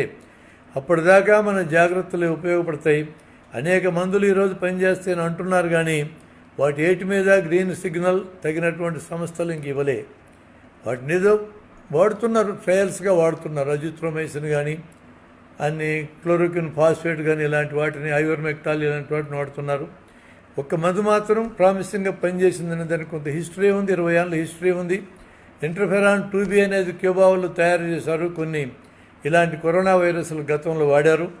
దీన్ని వుహాన్లో వాడి కొంత ఫలితం వచ్చిందని చెప్పి అంటున్నారు. వీటన్నిటిని కూడా పరిశీలన చేయాలి. ఏ మందు పనిచేస్తుందని చెప్తే ఆ మందు వస్తుంది. అది రావడానికైనా టైం పడుతుంది.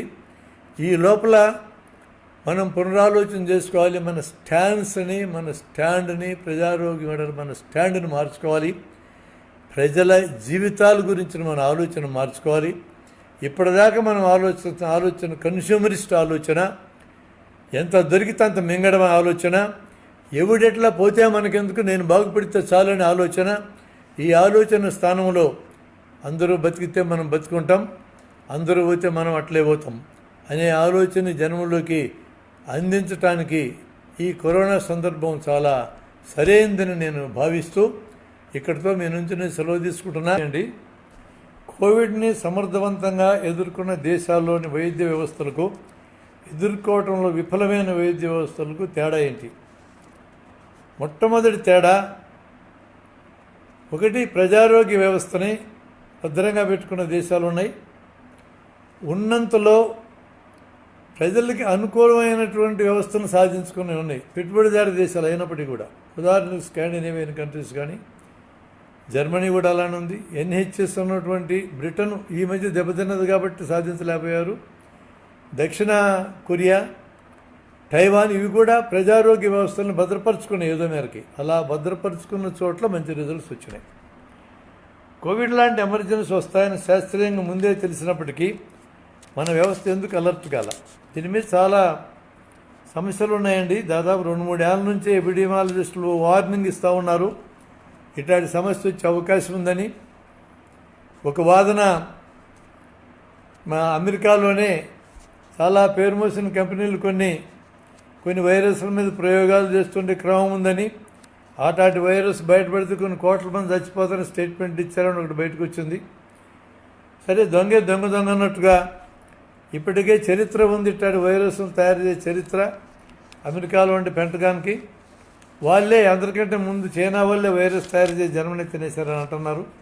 చైనా మీద కోపం ఉండి జనం వాళ్ళు వేశారని కూడా నమ్ముతూ వాట్సాప్లో ప్రచారం చేస్తూ ఉన్నారు. ఎందుకు వార్నింగ్ ఇచ్చినా ముందుకెళ్ళలేదంటే, ఈరోజు ఉన్నటువంటి వ్యవస్థ లాభం మీద బతికే వ్యవస్థ. ప్రజలు ఏమవుతారు అనవసరం వీళ్ళకి. లాభాలు వచ్చేటట్లయితే ఏమైనా తయారు చేసే వ్యవస్థ. ఆ వ్యవస్థ ప్రజలందరూ ఆరోగ్యంగా ఉండాలి. ఆరోగ్యం ఉండడం ఇది ఒక క్యాపిటల్ ప్రపంచానికి లేదా దేశానికి అని అనుకోరోళ్ళు. ప్రజల అనారోగ్యం ఒక వ్యాపారం అని అనుకుంటారు. అందుకని పట్టించుకోకుండా పోయాయని నేను అనుకుంటున్నాను. కరోనా తర్వాత సమాజంలో ఎలాంటి మార్పులు రావాలని నా కోరిక మీకు చెప్పా. అలాంటి పాఠాలు తీసుకుంటారో లేదో నేనైతే చెప్పలేను. ఎలాగంటే ఇదివరకు ప్లేగ్ వచ్చింది, మసీదు వచ్చింది, కలరా వచ్చింది, పెద్ద రోగాలే వచ్చినాయి. మరి ఈ రోగాలన్నింటిలో లెసన్స్ తీసుకొని, అరే జీవితం అంటే ఏముందిరా, 4 రోజుల వ్యవహారం ఇది, ఎంత సంపాదించుకున్నా మూటేసుకుని పోయేది ఏం లేదు, సచ్చేది తప్ప అనే లెసన్స్ తీసుకోలేదుగా. కాబట్టి ఇప్పుడున్న వ్యవస్థ దానంతటదే లెసన్స్ తీసుకొని మారి ప్రజలకు అనుకూలంగా మారుతుందనే భ్రమలైతే నాకు లేవు. అయితే ఒక సందర్భం ఉంది. ఈ సందర్భంలో ప్రజల ఒత్తిడి పెరిగితే ఇప్పుడున్న దానికంటే బెటర్ అయ్యే అవకాశం ఉంది. ఒత్తిడి పెరిగితేనే ప్రజల భావజాలం మారి ఇట్లాంటి వ్యవస్థలే మాకు అక్కర్లేదని కానీ తిరగబడితే సమాజాలు మారచ్చు కూడా, చెప్పలేము. ఎటువంటి వ్యవస్థ వస్తుందో నేనైతే ఫోర్కాస్ట్ చేయను, కానీ ప్రజల యొక్క ఇన్వాల్వ్మెంట్ లేకుండా ఇప్పుడు పరిపాలిస్తున్న వాళ్ళకే జ్ఞానోదయమై కరోనా దెబ్బకి మంచి మనుషులుగా మారుతారనే భ్రమలు పెట్టుకోవాల్సిన అవసరం లేదని నేను ఫీల్ అవుతున్నా. చిన్న చిన్న నర్సింగ్ హోమ్లు ఎలా ఉండాలి ఇలాంటి సందర్భంలో? నా సూచన అయితే ప్రభుత్వ హాస్పిటల్ అయినా, ప్రైవేట్ అయినా, కార్పొరేట్ అయినా, చిన్న హాస్పిటల్ అయినా, ఏవైనా ఇందాక నేను చెప్పిన 90% రోగాల్ని టెలిఫోన్ మీదనే వైద్యం చేయటం మంచిది. మరి వాళ్ళకి ఫీజు ఎవరంటే ఇవ్వరు. ఒక వ్యవస్థ ఉంటే నీకు మంచి సలహా ఇచ్చి నీకు 3,000 రూపాయలు ఖర్చు కాకుండా ఆపినందుకు నాకు 100 రూపాయలు ఫీజు ఇచ్చే వ్యవస్థ ఉందనుకో, మాకేం నొప్పే సలహా ఇవ్వడానికి, మా 100 మాకు వస్తారు, మేము బతుకుతాం. వాళ్ళకి 3,000 మిగిలే ఏర్పాటు చేస్తాం. ఆ వ్యవస్థ లేదు ఇక్కడ. అందుకని జనం యొక్క అమాయకత్వం వ్యాపారంగా మార్చుకునే వ్యవస్థ ఉంది. ఇప్పుడైతే చేయదగింది మాత్రం ప్రతి జ్వరానికి హాస్పిటల్కి వెళ్ళొద్దు, టెలిఫోన్లోనే వైద్యం చేయొచ్చు. నేను ఈ నెల నుంచి 2 నెలల నుంచి బోల్డంత మందికి టెలిఫోన్లోనే సలహాలు ఇచ్చి బోల్డంత జబ్బులను బాగు చేసినాం. అదే దమ్మిడి ఎవరు మనకి ఇవ్వకపోతే పోయినారులే, ఇప్పటిదాకా ఇచ్చినారు కదా, అది చాలు మనం బతకడానికి. ఇప్పుడే మళ్ళీ వసూలు చేయాల్సిన అవసరం లేదు. రెండో విషయం, స్టాఫ్ కానీ ఎవరైనా రోగి ఎవరైనా వస్తే లోపలికి చూడొద్దు అనొద్దండి. ఎవరు వచ్చినా ముక్కుకి నోటికి నాప్కిన్ కట్టుకోమనండి. వాళ్ళు కట్టుకుంటే మనకు రక్షణ, మనం కట్టుకుంటే వాళ్ళకి రక్షణ. డిస్టెన్స్ మెయింటైన్ చేయమనండి. చూసిన తర్వాత ఖచ్చితంగా చేతులు కడుక్కోవాలి, సబ్బుతో చేతులు కడుక్కోవాలి డాక్టర్ అయితే. ఇదివరకు చూసినట్టు విపరీతంగా ఓపీ చోట అనవసరం. ప్రజలు కూడా ఎలెక్టివ్ కేసులకు రావాల్సిన అవసరం లేదు. ఎప్పుడో నెమ్మదిగా బాగు చేసుకోవచ్చు. ఎమర్జెన్సీకి వస్తున్నారు, తప్పదు, వస్తారు, చూడాలి. మేము చూడమనడం కరెక్ట్ కాదు. కానీ ప్రభుత్వాలు ప్రైవేట్ హాస్పిటల్ మూసేయండి, వైద్యం చేయొద్దు అంటున్నారు. అంటే వీళ్ళ ద్వారా జబ్బు పాకుతుందని. యూనివర్సల్ జాగ్రత్తలు ఎక్కడ తీసుకున్నా జబ్బు పాకే అవకాశం ఉండదు. చిన్న హాస్పిటల్స్ కూడా చిన్న చిన్న ఎమర్జెన్సీస్ని చూడండి, ప్రజలకు సహాయపడండి చెప్పడమే కరెక్ట్ నా అభిప్రాయం. కోవిడ్ ప్రజా ఆరోగ్య వ్యవస్థ పట్ల ప్రభుత్వ వైఖరి మారుస్తుందా? మనం ఒత్తిడి చేస్తే తప్ప మారదండి. టెస్ట్ చేయడానికి డిఫరెంట్ మార్గాలు ఏమున్నాయి? యాంటీబాడీ టెస్టింగ్, యాంటీజెన్ టెస్టింగ్ 2 రకాలు ఉన్నాయండి ప్రధానంగా. యాంటీబాడీ టెస్టింగ్ కంటే యాంటీజెన్ అంటే వైరల్ కాపీస్ ఎన్నో టెస్ట్ చేసేదే ఉత్తమమైన మార్గం. చాలా సెన్సిటివ్ టెస్టులు ఉన్నాయి. 4-5 వేలు వైరల్ కాపీస్ ఉన్నా కనుక్కునే టెస్టులు ఉన్నాయి. అలాంటి మంచిది. 1 లక్ష 2 లక్షలు ఉంటే కనుక్కునే టెస్టులు చాలా ఇన్సెన్సిటివ్ టెస్ట్, అలాంటివి చేయటం మంచిది కాదు. పాజిటివ్ వచ్చిన వాళ్ళందరూ కూడా ఆసుపత్రుల్లో చేరరు. పాజిటివ్ వచ్చినటువంటి వాళ్ళు 81%కి దాదాపు లక్షణాలు ఉండవు లేదా మైల్డ్గా ఉంటాయి. వాళ్ళందరూ ఇంటి దగ్గరే బాగవుతారు. వాళ్ళందరినీ పరిగెత్తించొద్దండి. వాళ్ళలో కొంచెం లక్షణాలు ఎక్కువ ఉండి అటువంటి వాళ్ళనే క్వారంటైన్కి పంపించండి. మేము కొన్ని సూచనలు ఇస్తున్నాం ఈ మధ్య. నీకు జ్వరం వచ్చింది, జ్వరము, జలుబుతో కరోనా రాదు.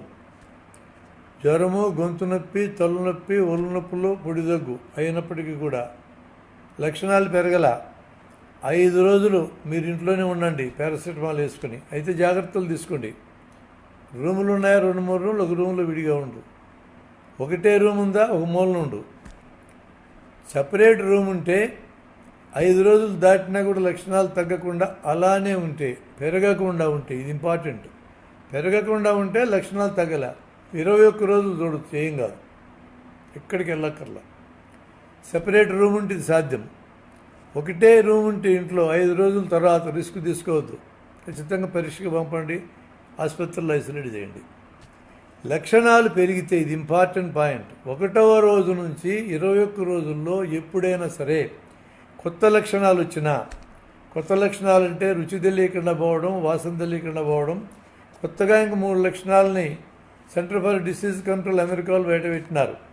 కండరాల నొప్పులు రావడం, క్రాంప్స్, చలి రావడం, వణుకు రావడం, ఇవి కూడా దృష్టిలో పెట్టుకోండి. కడుపు నొప్పి రావడం, విరేచనాలు రావడం, ఇవన్నీ కొత్త లక్షణాలు. వీటిల్లో ఏ లక్షణం వచ్చినా, ఉన్న లక్షణాల్లో జ్వరం బాగా పెరిగినా, ఆయాసం పెరిగినా, దగ్గు ఎక్కువై గల్లబడుతున్నా, ఇవన్నీ ఒక లిస్టు రాసిచ్చి ప్రజలందరికీ ఎడ్యుకేట్ చేయాలి ప్రభుత్వం వాళ్ళు. ఇలాంటి సిచ్యువేషన్ కానీ వస్తే అది 1 నుంచి 21 రోజులు ఎప్పుడు వచ్చినా ఇంట్లో ఉండవద్దు. పరీక్షకి వెళ్ళండి, పాజిటివ్ వస్తే ఐసోలేషన్ అక్కడే జరగండి, ఇక్కడికి రావద్దు. బయటకు వెళ్ళొచ్చినటువంటి వాళ్ళు వాలంటీర్లు కానీ, విలేకరులు కానీ, వైద్య సిబ్బంది కానీ బయట కొనుక్కోవడానికి వెళ్ళినా ఇంట్లోకి వచ్చేటప్పుడు ఖచ్చితంగా చెప్పులు అవతల పెట్టండి, మీ దుస్తులు పక్కన పెట్టండి, స్నానం చేయకుండా ఇంట్లో ఎవరిని కలవద్దండి. ఇవి యూనివర్సల్ ప్రికాషన్స్. ఇవి తీసుకుంటే ఇబ్బంది ఉండదనేది నా అభిప్రాయం.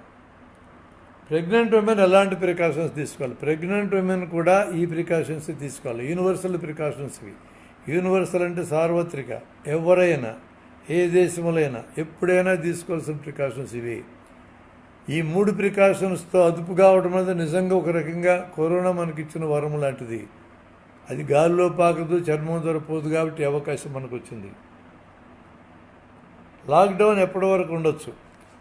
రెడ్ జోన్స్ అనే వాటిని స్ట్రిక్ట్గా ఐసోలేట్ చేసి వాళ్ళకి కావలసిన వస్తువులు అందిస్తూ అక్కడ జబ్బున్న వాళ్ళు బయటకు తీసుకెళ్ళి వైద్యం చేస్తూ ఒక్కరిని కూడా బయటికి పోనీక్కడ అంతవరకు లిమిట్ చేసి మనం లాక్డౌన్ కానీ అవలంబిస్తే 28 రోజుల లోపల క్లియర్ అయిపోతుంది. సీరియస్గా దీన్ని పాటిస్తే మనం కూడా సహకరించాలి. మనం ఎక్కడికి వెళ్ళినా ఈ 3 ప్రికాషన్స్ పాటించాలి. ఈరోజు గ్రామాలు చూస్తున్నా నేను, అసలు ఈ జబ్బు సమస్య పెద్దగా లేదు. ఒకటి హెర్డ్ ఇమ్యూనిటీ బాగుంది, రెండోది వాళ్ళు కాంటాక్ట్లోకి రాలే వైరస్కి. స్ట్రిక్ట్గా ఈ 3 జాగ్రత్తలు పాటిస్తున్నారు. ఎవరు చెప్పనక్కర్లా, శుభ్రంగా అర్థమైంది వాళ్ళకి. టౌన్లో ఉండేటోళ్ళే మాటిమాటికి తోచకట్లు బజార్లోకి వెళ్ళి తిరిగి రావడం, వాళ్ళు అది తిరగడం కూడా తిరగడంలా. ఎందుకు వాళ్ళకి రావడం లేదనంటే, ఒకటి అక్కడ జబ్బు పోలే. బాగా పూర్ పీపుల్, ధార్వి లాంటి బాంబేలో ఉన్నటువంటి అట్లాంటి చోట్ల పోయి పడితే ప్రమాదం జరిగే మాట నిజమే. కానీ ఆ 2 to 3% ప్రమాదం జరిగే అవకాశం ఉంది. ఇంతవరకు అట్లాంటి చోటుకు వైస్ స్ప్రెడ్గా పోలేదనంటే రెడ్ జోన్స్ వరకు ఇది 3rd లెవెల్కి వెళ్ళింది, వ్యాప్తి కమ్యూనిటీ స్ప్రెడ్కి వెళ్ళింది. ఎక్కువ భాగం ఇంకా 2nd లెవెల్లో ఉంది మన దేశంలో. 4th లెవెల్ అంటే ఇటలీలాగా మొత్తం దేశమంతా పాకటం అంటారు దాన్ని. ఆ లెవెల్కి మన దేశం ఇంకా రాలే. ఈరోజు మన ప్రభుత్వాలకి, పైన ప్రభుత్వాలకి లాక్డౌన్ తప్ప ఇంకేం తెలియదు వీళ్ళకి. అందుకే ఎవరి సలహా అడిగినటువంటి ప్రధాని గారు మాట్లాడితే ముఖ్యమంత్రుల సలహాలు అడుగుతున్నాడు. లాక్డౌన్ అనేది జబ్బును నివారించదు, వాయిదా వేస్తుంది. జబ్బును తొలగించదు. ఈ వాయిదా వేసిన టైము వనరులు సమకూర్చుకోవడానికి, సిబ్బందిని సమకూర్చుకోవడానికి వాడుకోవడమే. అంటే మనకి ఇప్పటిదాకా ప్రజారోగ్య వ్యవస్థ లేకపోయినా ఎంతో కొంత ప్రజారోగ్య వ్యవస్థను మనం పాటించే అవకాశం ఉంది. ఈ సందర్భాన్ని వాడుకొని నాయకులకి ఆ అభిప్రాయం ఉండాలి, నాయకత్వం వహించడానికి అభిప్రాయం ఉండాలి. ఊరికే సలహాలు ఇవ్వటం, ఎవరైనా సలహాలు ఇవ్వగలుగుతున్నారు. ఈరోజు ఈ జాగ్రత్తల గురించి చెప్పాలి, ప్రధానమంత్రి చెప్పాలి. దీన్ని ఏమన్నా ఆయన ముందు డబ్బు విడుదల చేయాలండి. రాష్ట్రాలకి ఇవ్వాల్సిన జిఎస్టీ బాకీలు ఇవ్వాలా, డబ్బులు ఇవ్వాలా, ఇస్తే వీళ్ళు సమకూర్చుకోగలరు. సమకూర్చుకున్న ఇంపార్టెంట్ డబ్బుని అనవసరమైన వాటికి ఖర్చు చేయకుండా, ముఖ్యంగా పీపీఎల్ లాంటి వాటికి వాడాలి. ఎక్కువ మందికి ఒకేసారి జబ్బు వస్తే డాక్టర్లే కాపాడాల్సింది. వాళ్ళ ప్రాణాలకు రిస్క్ రాకూడదు. కొత్త రకమైన అంటరాంతరం తీసుకొచ్చి పెట్టినారు. జబ్బుతో బాగిన వాళ్ళు అంటరాని వాళ్ళు చూస్తున్నారు. తప్పు. దీన్ని ఎక్స్ప్లెయిన్ చేసి చెప్పాలి. వైద్యం చేసిన డాక్టర్ మరణిస్తే మద్రాసులో ఒక రోజంతా తిప్పినారు శవాన్ని. ఇదేం పద్ధతి? జనాన్ని సరిగ్గా ఎడ్యుకేట్ చేయకపోతే వచ్చే సమస్యది. ఏపీలో గవర్నమెంట్ టెస్టులు ఎక్కువగా చేస్తున్నామని చెప్తుంది. నిజమే. దాదాపు 10 లక్షల మందికి, 1 మిలియన్ మందికి 14 నుంచి 1600 చేస్తున్నారు. మిగతా చోట్ల 1000, 1100 చేస్తున్నారు, 600, 300 అటు చేస్తున్న రాష్ట్రాలు కూడా ఉన్నాయి. అయితే నేను ఈ గవర్నమెంట్కి సలహా ఏంటంటే, రెడ్ జోన్స్ ఉన్న చోట మీరు పోయి పరీక్షలు చేసే వరకు సంఖ్య పెంచొద్దండి. ఆడ ఎటు ఎక్కువ ఉంటారు. మీరు చేస్తే 1000 మంది దొరుకుతారాడ. అక్కడ పరీక్షలు చేయొద్దు. మీ వాలంటీర్స్ ఇల్లు తిరిగి కొంచెం అనుమానం ఉన్న వాళ్ళని పట్టుకొచ్చి బయట పరీక్ష చేయించి వాళ్ళకి వైద్యం చేయించండి, క్వారంటైన్లో పెట్టండి. రెడ్ జోన్ చుట్టూ ఉన్న ఏరియాల్లో మాత్రమే పరీక్షలు చేయండి. పరీక్షలు పెరగడం జబ్బు పెరిగేదానికి నిదర్శనం కాదు. మనం 100% జనాభాకి పరీక్షలు చేయటంలా. మరణాలే ఇండికేటర్. కరోనా మరణాలే కరెక్ట్ ఇండికేటర్, పరీక్షలు ఇండికేటర్ కాదు. కేరళకి ఇతర స్టేట్స్కున్న డిఫరెన్స్ లేనిది. కేరళకున్న ఇతర స్టేట్స్కున్న డిఫరెన్సుల్లో 4-5 డిఫరెన్సులు ముఖ్యమైనవి ఉన్నాయి. ఒకటి, ప్రజారోగ్య వ్యవస్థ బలంగా ఉంది, ఇదివరకే బలంగా ఉంది. అక్కడ ఉన్న హెల్త్ ఇండికేటర్స్ అంటే పిల్లల మరణాలు కానీ, కాన్పులో ఉన్న తల్లుల మరణాలు కానీ వగైరా ఇవన్నీ పాశ్చాత్య దేశాలతో సమానంగా ఉన్న ఇండికేటర్స్ ఉన్నాయి. మన దేశంలో ఇతర ఏ రాష్ట్రాల్లో లేదు. అది ఆల్రెడీ డీసెంట్రలైజ్డ్ అభివృద్ధి ప్రణాళిక కింద వాళ్ళు ఖర్చు పెట్టే దాంట్లో దాదాపు 50% పంచాయతీల ద్వారా ఖర్చు పెడతారు. ఏ ప్రభుత్వాన్ని ఉండని, ఎల్డీఎఫ్ ఉంటుందా యూడీఎఫ్ ఉంటుందా అనవసరం, అలవాటైంది జనానికి. ప్రజలు ఆ రకంగా సెన్సిటైజ్ అయి ఉన్నారు. ఇదివరకు వచ్చిన వరదలు కానీ, నిఫా వైరస్ వల్ల కానీ ఆ దెబ్బతో వాళ్ళు కొంత డిజాస్టర్ మేనేజ్మెంట్ నేర్చుకొని ఉన్నారు. ఇది కూడా వాళ్ళకి ఉపయోగానికి వచ్చింది. నాయకత్వం వహించే ప్రభుత్వం చాలా సెన్సిటివ్గా ఉంది. ఎవ్రీడే వాళ్ళ ముఖ్యమంత్రి కానీ, హెల్త్ మినిస్టర్ కానీ విలేకరుల సమావేశం పెట్టి పుకార్లు ప్రచారం కాకుండా అఫీషియల్ డేటా జనానికి ఇవ్వటం మొదలుపెట్టారు. చాలా ఇంపార్టెంట్ అది. బయట పుకార్లు షికారు అవుతున్నాయంటే అఫీషియల్ డేటా ఇవ్వాల్సినటువంటి వాళ్ళు ఇవ్వకపోతే షికారులు అవుతాయి. వాళ్ళు అఫీషియల్ డేటా ఇస్తున్నారు. ఇటువంటి అంశాలు చాలా తోడ్పాటు ఉన్నాయి. వాళ్ళకి నిజంగా అననుకూలమైన పరిస్థితి. మొదటి కేసు వాళ్ళ దగ్గర వచ్చింది. గల్ఫ్లో ఉన్నటువంటి వాళ్ళు అనేక మంది, లక్షల మంది పనిచేసుకుంటూ బతుకుతున్నారు. విదేశాల నుంచి వచ్చే జనం కూడా ఎక్కువ ఉంటారు. ఇటు అననుకూల పరిస్థితులు ఉన్నా వాళ్ళు కరోనాని అదుపు చేయగలిగినారు, మరణాలు పెరగకుండా తగ్గించగలిగినారు. ఈ తేడాలు మిగతా వాటికి ఉన్నాయి. కొంతమేరకి రాష్ట్రాలతో పోలిస్తే తమిళనాడులో కొంత బెటర్ పరిస్థితి ఉంది.